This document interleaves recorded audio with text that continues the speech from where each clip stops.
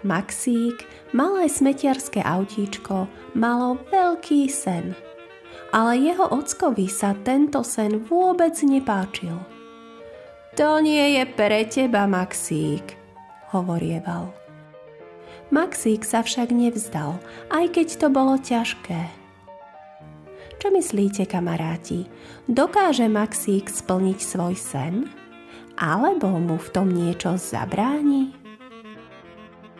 Pri dnešnej rozprávke vás opäť vítá vaša panda Milý. Pohodlne sa usaďte a poďte si vypočuť príbeh o malom smetiarskom autíčku Maxíkovi. V jednom tichom mestečku žila rodina smetiarských aut. Ocko sa volal Bruno. Bol veľký, silný a spoľahlivý. A keď skoro ráno vyrážal do ulic, všetci vedeli, že sa na ňo môžu spoľahnúť, pretože svoju prácu robil vždy poctivo a s hrdosťou. Mamička Bela bola láskavá a starostlivá. Mala jemný hlas a veľké srdce a vždy vedela, ako pomôcť, keď mal niekto starosti, alebo ako rozveseliť, keď sa niekto cítil smutný. A mali malého synčeka. Volal sa Maxík. Maxík bol veľmi zvedavý a jeho veľké snívajúce očká sa každý deň rozžiarili, keď objavil niečo nové. Pretože svet okolo neho bol plný otázok, dobrodružstiev a malých tajomstiev, ktoré chcel spoznať. Každé ráno pozorne sledoval, ako jeho ocko pracuje, ako sa pomaly presúva ulicami, zbiera odpadky a stará sa o to, aby bolo mesto čisté, upratané a krásne pre všetkých, ktorí v ňom žijú. Aj ty, keď vyrastieš, budeš smetiarské auto, hovorieval ocko hrdo. Pretože veril, že raz bude Maxík pokračovať v jeho práci a stane sa rovnako spoľahlivým a užitočným. Maxík sa vždy usmial, ale hlboko v jeho srdiečku sa potichu ukrývalo niečo iné. Niečo, čo ešte nedokázal celkom pomenovať, ale čo v ňom rástlo s každým dňom o trochu viac.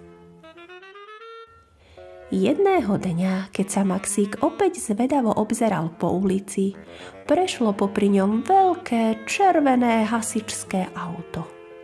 Jeho svetlá jasne blikali, siréna hlasno spievala a všetky autíčka na ceste mu okamžite uvoľňovali miesto, ako by presne vedeli, že ide niekam, kde je veľmi potrebné.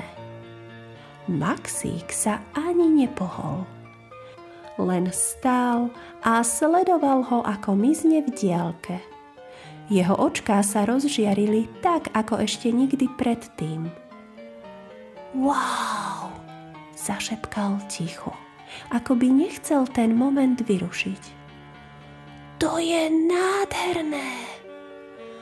Dodal s obdivom, ktorý cítil až niekde hlboko v sebe. Po celý zvyšok dňa na to myslel. Večer, keď sa ocko Bruno vrátil z práce unavený, Maxík sa ho opýtal. Ocko, čo ak by som nechcel byť smetiarské auto, keď budem veľký? Bruno sa na chvíľu zastavil.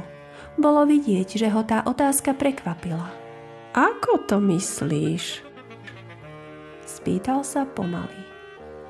Ja by som chcel byť hasičské autíčko, povedal opatrne, ale úprimne. A potom pokračoval. Chcel by som pomáhať tak ako oni. Byť tam, keď je niekto v nebezpečenstve, zachraňovať.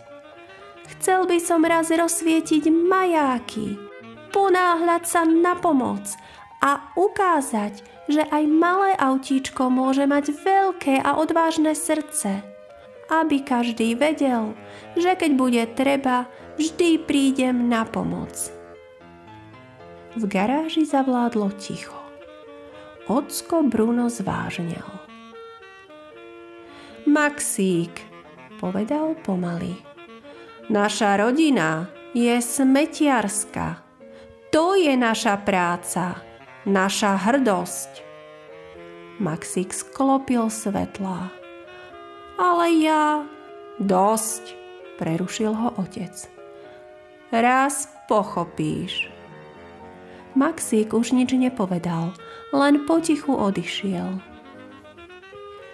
Mamička Bella prišla večer za Maxíkom, lebo si všimla, že dnes nie je taký veselý ako zvyčajne.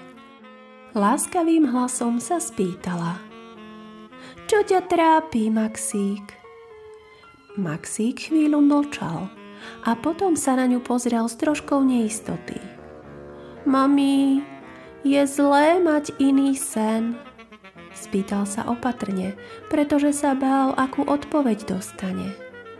Bella sa na ňo jemne usmiala. Nie, Zlatko, sny sú veľmi dôležité, odpovedala ticho a s láskou. Práve sny nám ukazujú, po čom naše srdiečko túži. Pomáhajú nám objaviť, kým naozaj sme, čo nás robí šťastnými a v čom môžeme byť dobrí. A aj keď sa niektoré sny zdajú veľké alebo vzdialené, každý veľký príbeh sa začína jedným malým snom. Maxík sa na chvíľu odmlčal a potom potichu dodal. Ale ocko... V jeho hlase bolo cítiť obavu, ako by sa bál, že jeho sen by mohol niekoho sklamať. Bella ho jemne prerušila a láskavo sa na ňo pozrela. Ocko ťa má veľmi rád, povedala ticho, len sa o teba niekedy bojí. Bojí sa, aby si nebol smutný a aby sa ti nič zlé nestalo. Maxík sa zamyslel. Zrazu tomu začal trochu viac rozumieť. Uvedomil si, že ocko ho nechce zastaviť preto, že by jeho sen nebol dobrý, ale preto, že ho má veľmi rád a chce, aby bol v bezpečí. Keď všetci zaspali, Maxík sa pozrel na hviezdy a potichu zašepkal. Skúsim to. Našiel malú starú lampičku a položil si ju na strechu. Predstavoval si, že je to hasičská siréna.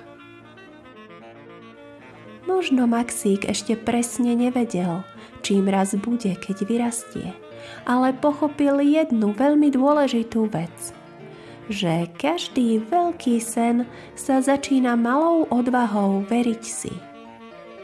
Preto aj vy, kamaráti, nikdy neprestávajte snívať. A keď sa svojho sna nevzdáme, môže nás doviesť ďalej, než si dnes vieme predstaviť.